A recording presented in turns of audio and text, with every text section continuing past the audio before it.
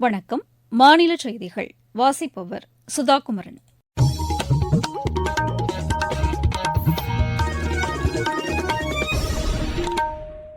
தலைப்புச் செய்திகள். நாடாளுமன்ற பட்ஜெட் கூட்டத்தொடரையொட்டி வரும் ஞாயிற்றுக்கிழமை அனைத்துக் கட்சிக் கூட்டத்திற்கு மத்திய அரசு அழைப்பு விடுத்துள்ளது. காவிரியில் தமிழகத்திற்குரிய தண்ணீரை உடனடியாக விடுவிக்க காவிரி நதிநீர் மேலாண்மை ஆணையம் கர்நாடக அரசுக்கு உத்தரவிட வேண்டும் என்று சட்டமன்ற அனைத்துக் கட்சிக் கூட்டத்தில் தீர்மானம் நிறைவேற்றப்பட்டுள்ளது. தமிழகத்தில் அனைத்து கிராமங்களுக்கும் பேருந்து வசதி ஏற்படுத்தப்பட்டுள்ளதாக மாநில போக்குவரத்துத்துறை அமைச்சர் திரு சிவசங்கர் தெரிவித்துள்ளார். கோவை, நீலகிரி மாவட்டங்களில் 24 மணி நேரத்தில் கனமழை பெய்யக்கூடும் என்று சென்னை வானிலை ஆய்வு மையம் தெரிவித்துள்ளது. தமிழ்நாடு பிரீமியர் லீக் கிரிக்கெட் போட்டியின் இன்றைய ஆட்டத்தில் கோவை, திருச்சி அணிகள் மோதுகின்றன. இனி விரிவான செய்திகள். நாடாளுமன்ற பட்ஜெட் கூட்டத்தொடர் இம்மாதம் 22ஆம் தேதி தொடங்க உள்ள நிலையில் வரும் ஞாயிற்றுக்கிழமை அனைத்துக் கட்சிக் கூட்டத்திற்கு மத்திய அரசு அழைப்பு விடுத்துள்ளது.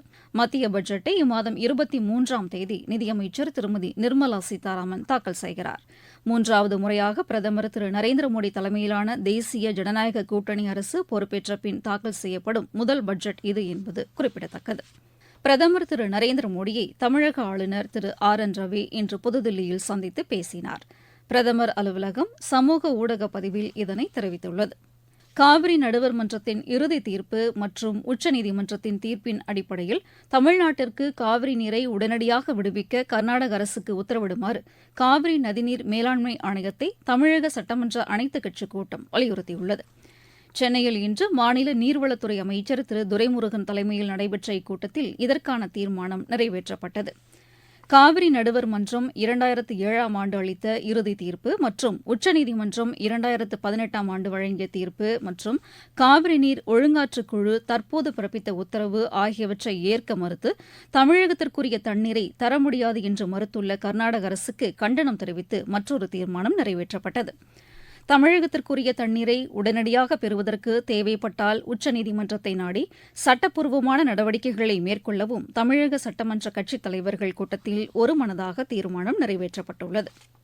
இதனிடையே கர்நாடகாவின் காவிரி நீர்பிடிப்பு பகுதிகளில் பெய்து வரும் மழை காரணமாக மேட்டூர் அணைக்கு நீர்வரத்து அதிகரித்துள்ளது. இன்று மாலை நிலவரப்படி அணைக்கு நீர்வரத்து 16,600 கன அடியாக அதிகரித்துள்ளதாக எமது செய்தியாளர் தெரிவிக்கிறார். காவிரி நீர்பிடிப்பு பகுதிகளில் பெய்து வரும் கனமழை காரணமாக கர்நாடக அணைகளிலிருந்து காவிரியில் உபரி நீர் திறக்கப்பட்டுள்ளது. இதனால் காவிரி ஆற்றில் வெள்ளம் கரைபுரண்டு ஓடுகிறது. நேற்று முன்தினம் கபினி அணையிலிருந்து திறக்கப்பட்ட கூடுதல் நீர் இன்று மாலை 4 மணி அளவில் மேட்டூர் அணையை வந்தடைந்தது. இன்று காலை நிலவரப்படி 5,054 கனஅடியாக இருந்த மேட்டூர் அணைக்கான நீர்வரத்து மாலை 4 மணிக்கு 16,577 கனஅடியாக அதிகரித்தது. 3 மடங்கு அதிகரித்துள்ள நீர்வரத்து அடுத்த சில மணி நேரங்களில் மேலும் அதிகரிக்க வாய்ப்புள்ளதாக பொதுப்பணித்துறை அதிகாரிகள் தெரிவித்துள்ளனர். தற்போது மேட்டூர் அணையின் நீர்மட்டம் 44.62 அடியாகவும் நீர் இருப்பு 16.57 TMC ஆகவும் உள்ளது. சேலத்திலிருந்து ஜி. விஜயகுமார். இந்நிலையில் தமிழக எல்லையான பிலிகுண்டுலுவுக்கு மாலை 6 மணி நிலவரப்படி வினாடிக்கு 21,000 கனஅடி தண்ணீர் வந்து கொண்டிருக்கிறது. தமிழ்நாடு கைத்திற தொழில்கள் வளர்ச்சிக் கழகத்தின் சார்பில் சிறந்த கைவினைஞர்கள் 8 பேருக்கு வாழும் கைவினை பொக்கிஷம் விருதையும் 10 கைவினைஞர்களுக்கு பூம்புகார் மாநில விருதுகளையும் முதலமைச்சர் திரு மு.க.ஸ்டாலின் இன்று வழங்கி சிறப்பித்தார்.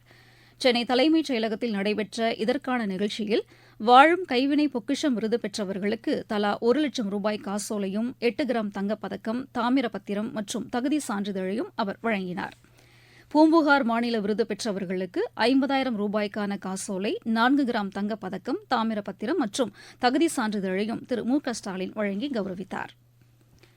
உயர்கல்வித்துறை சார்பில் புதுக்கோட்டை, திருச்சிராப்பள்ளி, நாமக்கல் மாவட்டங்களில் உள்ள அரசு கலை மற்றும் அறிவியல் கல்லூரிகள் மற்றும் கோயம்புத்தூர் அரசு மகளிர் பலவகை தொழில்நுட்ப கல்லூரிகளில் கட்டப்பட்டுள்ள புதிய கட்டடங்கள், வகுப்பறைகள் மற்றும் ஆய்வக கட்டடங்களை முதலமைச்சர் இன்று காணொலி வாயிலாக திறந்து வைத்தார். 53 கோடி ரூபாய் மதிப்பீட்டில் இந்த கட்டடங்கள் கட்டப்பட்டுள்ளதாக மாநில அரசின் செய்திக்குறிப்பு தெரிவிக்கிறது. நீங்கள் கேட்டுக் கொண்டிருப்பது மாநில செய்தி அறிக்கை. புதிய குற்றவியல் சட்டங்களின் சிறப்பம்சங்கள். முதல் தகவல் அறிக்கையை எல்லை வரையறையின்றி எந்தவொரு காவல் நிலையத்திலும் பதிவு செய்யும் வசதி. 6 வகை சிறிய குற்றங்களுக்கு தண்டனையாக சமூக சேவை. பெண் குழந்தைகளுக்கு எதிரான பாலியல் வன்கொடுமையில் ஈடுபடுவோருக்கு ஆயுள் தண்டனை அல்லது மரண தண்டனை விதிப்பதற்கான பிரிவுகள். டிஜிட்டல் ஆவணங்களை சாட்சியங்களாக சேர்த்துக் கொள்ளவும் வகை செய்யப்பட்டுள்ளது.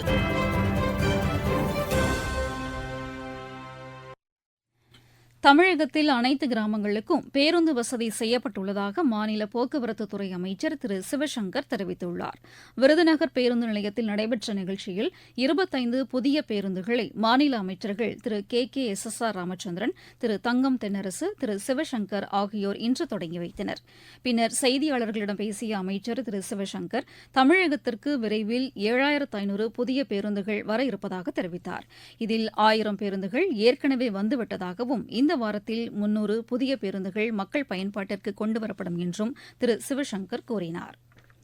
உயர்நிலை மற்றும் மேல்நிலைப் பள்ளிகளில் பணிபுரியும் வரலாற்றுத்துறை ஆசிரியர்களுக்கு நமது கலை மற்றும் தொல்லியல் அறிவோம் என்ற தலைப்பில் 2 நாள் பயிலரங்கம் இம்மாதம் 24, 25 தேதிகளில் சென்னை அரசு அருங்காட்சியக கலையரங்கில் நடைபெறவுள்ளது. சென்னை மற்றும் சுற்று வட்டார பகுதிகளில் உள்ள அரசு பள்ளி, அரசு உதவி பெறும் பள்ளிகள் மற்றும் தனியார் பள்ளி வரலாற்று ஆசிரியர்கள் இதில் கலந்து கொண்டு பயன்பெறலாம் என்று மாநில அரசின் செய்திக்குறிப்பு தெரிவிக்கிறது. நில மோசடி வழக்கில் கைது செய்யப்பட்ட முன்னாள் அமைச்சர் திரு MR விஜயபாஸ்கர் இன்று கரூர் காந்தி கிராமத்தில் உள்ள CBCID அலுவலகத்திற்கு அழைத்து வரப்பட்டார். அங்கு அதிகாரிகள் அவரிடம் விசாரணை மேற்கொண்டு வருகின்றனர். கோவை புத்தக திருவிழா இம்மாதம் 19ஆம் தேதி தொடங்கி 28ஆம் தேதி வரை நடைபெறும் என்று அறிவிக்கப்பட்டுள்ளது. கோவை கொடிஷியா தொழிற்காட்சி வளாகத்தில் நடைபெறும் இந்த புத்தக திருவிழாவில் மாணவர்களுக்கு சிறப்பு ஏற்பாடுகள் செய்யப்பட்டுள்ளதாக ஆட்சியர் திரு கிராந்திகுமார் பாத்தி தெரிவித்துள்ளார். ஆண்டுதோறும் நடைபெறவுள்ள இந்த புத்தக திருவிழா மிகப்பெரிய வெற்றிகரமாக நம்ம நடந்து கொண்டு வருகிறோம். இந்த ஆண்டும் பல்வேறு புக்ஸ் அங்கே டெஃபினட்டாக நம்ம ப்ரொமோட் பண்ணோம். பல்வேறு விருதுகள் எல்லா ஏஜ் குரூப்ஸில் இருக்கிறவங்களுக்கும் தேவையான லிட்ரரி ஆக்டிவிட்டிஸ் அங்கே பிளான் பண்ணியிருக்காங்க. தேவையான இடங்களுக்கு புத்தகங்கள் கொடுக்கறதுக்கான டொனேஷன் டிரைவ் இந்த புத்தக திருவிழாவில் நம்ம நடத்த போகிறோம். அரசு பள்ளிகளில் இருக்கிற மாணவ மாணவிகளோட பார்ட்டிசிபேஷன் என்கரேஜ் பண்ணதுக்கு நாங்களும் பல்வேறு துறைகள் இணைந்து பிளான் பண்ண போகிறோம். டெய்லி மாவட்டத்தில் இருக்கிற பல்வேறு பள்ளிகள்லேருந்து மாணவர்கள் அங்கே வரதுக்கு பிளான் பண்ணி குழந்தைகள்லையும் மற்றும் இளைஞர்கள்ல நம்ம படிப்பதுக்கான பழக்கம் மேம்படுத்துறதுக்கு ஸ்டெப்ஸ் நம்ம எடுக்க போறோம். 285 ஸ்டால்ஸ் போட போறோம். பொதுமக்கள் அனைவரும் குடும்பத்தோடு இதில் பயனெடுக்கிற மாதிரி மாவட்ட நிர்வாகத்தின் சார்பாக கேட்டுக்கொள்கிறோம். தமிழகத்தில் அடுத்த 24 மணி நேரத்தில் ஒரு சில பகுதிகளில் மிதமான மழை பெய்ய வாய்ப்பு உள்ளதாக சென்னை வானிலை ஆய்வு மைய இயக்குநர் திரு செந்தாமரை கண்ணன் தெரிவித்துள்ளார். கோவை, நீலகிரி மாவட்டங்களில் அதி கனமழை பெய்ய வாய்ப்புள்ளதாகவும் அவர் கூறினார். தமிழகம், புதுவை மற்றும் காரைக்கால் பகுதிகளில் அடுத்த 24 மணி நேரத்தில் ஒரு சில இடங்களிலும், நாளை ஓரிரு இடங்களிலும் இடிமின்னலுடன் கூடிய லேசானது முதல் மிதமான வரை மழைக்கு வாய்ப்புள்ளது. கனமழையை பொறுத்தவரை அடுத்த 24 மணி நேரத்தில் நீலகிரி மாவட்டத்தில் ஓரிரு இடங்களில் அதி கனமழையும், கோவை மாவட்டத்தில் கன முதல் மிக கனமழையும், ஏனைய மேற்கு தொடர்ச்சி மலை மாவட்டங்களில் ஓரிரு இடங்களில் கனமழைக்கும் வாய்ப்புள்ளது. நாளை 17ஆம் தேதி அன்று நீலகிரி மற்றும் கோவை மாவட்டங்களில் ஓரிரு இடங்களில் மிக கனமழையும், ஏனைய மேற்கு தொடர்ச்சி மலை மாவட்டங்களில் ஓரிரு இடங்களில் கனமழைக்கும் வாய்ப்புள்ளது. சென்னை மற்றும் புறநகர் பகுதிகளில் அடுத்த 24 மணி நேரத்திற்கு வானம் பொதுவாக மேகமூட்டத்துடன் காணப்படும். நகரின் ஒரு சில பகுதிகளில் இடிமின்னலுடன் கூடிய லேசானது முதல் மிதமான வரை மழைக்கு வாய்ப்புள்ளது. மாவட்டச் செய்திகள். திண்டுக்கல் மாவட்டத்தில் பள்ளி மாணவ மாணவிகள் அரசின் நலத்திட்ட உதவிகளை பெற ஏதுவாக அஞ்சல் துறையில் சேமிப்பு கணக்கு தொடங்குவதற்கான சிறப்பு முகாம் நடைபெற்று வருவதாக திண்டுக்கல் அஞ்சல் கோட்ட கண்காணிப்பாளர் திரு NM குமரன் தெரிவித்துள்ளார். தூத்துக்குடியில் தனியார் துறை வேலைவாய்ப்பு முகாம் வரும் 19ஆம் தேதி நடைபெறும் என ஆட்சியர் திரு G லட்சுமிபதி தெரிவித்துள்ளார். சிவகங்கை மாவட்டத்தில் 50% மானியத்தில் நாட்டுக்கோழி பண்ணை அமைக்க உரிய ஆவணங்களுடன் வரும் 20ஆம் தேதிக்குள் விண்ணப்பித்து பயன்பெறலாம் என ஆட்சியர் திருமதி ஆஷா அஜித் தெரிவித்துள்ளார். சேலம் மாவட்டம் அம்மாப்பேட்டை குமரகிரி ஏரியில் விரைவில் பரிசல் சவாரி தொடங்கப்படும் என்றும் மாநகராட்சி மேயர் திரு ராமச்சந்திரன் தெரிவித்துள்ளார். காஞ்சிபுரம் மாவட்ட விவசாயிகள் குறைதீர்க்கும் நாள் கூட்டம் வரும் வெள்ளிக்கிழமை நடைபெறும் என ஆட்சியர் திருமதி கலைச்செல்வி மோகன் கூறியுள்ளார். 2024-25ஆம் ஆண்டுக்கான முழுநேர கூட்டுறவு மேலாண்மை பட்டய பயிற்சி படிப்பில் சேர விரும்பும் மாணவர்கள் இம்மாதம் 19ஆம் தேதிக்குள் விண்ணப்பிக்கலாம் என சென்னை மாவட்ட ஆட்சியர் திருமதி ராஷ்மி சித்தார்த் ஜகடே கேட்டுக் கொண்டுள்ளார். விளையாட்டுச் செய்திகள். தமிழ்நாடு பிரீமியர் லீக் கிரிக்கெட் போட்டியில் இன்று நடைபெறும் ஆட்டத்தில் திருச்சி அணி கோவை அணியை எதிர்கொள்கிறது. கோவையில் இப்போட்டி இரவு மணி 7:15க்கு தொடங்குகிறது. மீண்டும் தலைப்புச் செய்திகள். நாடாளுமன்ற பட்ஜெட் கூட்டத்தொடரையொட்டி வரும் ஞாயிற்றுக்கிழமை அனைத்துக் கட்சி கூட்டத்திற்கு மத்திய அரசு அழைப்பு விடுத்துள்ளது. காவிரியில் தமிழகத்திற்குரிய தண்ணீரை உடனடியாக விடுவிக்க காவிரி நதிநீர் மேலாண்மை ஆணையம் கர்நாடக அரசுக்கு உத்தரவிட வேண்டும் என்று சட்டமன்ற அனைத்துக் கட்சி கூட்டத்தில் தீர்மானம் நிறைவேற்றப்பட்டுள்ளது. தமிழகத்தில் அனைத்து கிராமங்களுக்கும் பேருந்து வசதி ஏற்படுத்தப்பட்டுள்ளதாக மாநில போக்குவரத்துத்துறை அமைச்சர் திரு சிவசங்கர் தெரிவித்துள்ளார். தெரிவித்துள்ளார். கோவை, நீலகிரி மாவட்டங்களில் 24 மணி நேரத்தில் கனமழை பெய்யக்கூடும் என்று சென்னை வானிலை ஆய்வு மையம் தெரிவித்துள்ளது. தமிழ்நாடு பிரீமியர் லீக் கிரிக்கெட் போட்டியின் இன்றைய ஆட்டத்தில் கோவை, திருச்சி அணிகள் மோதுகின்றன. இத்துடன் இந்த செய்தியறிக்கை நிறைவடைந்தது.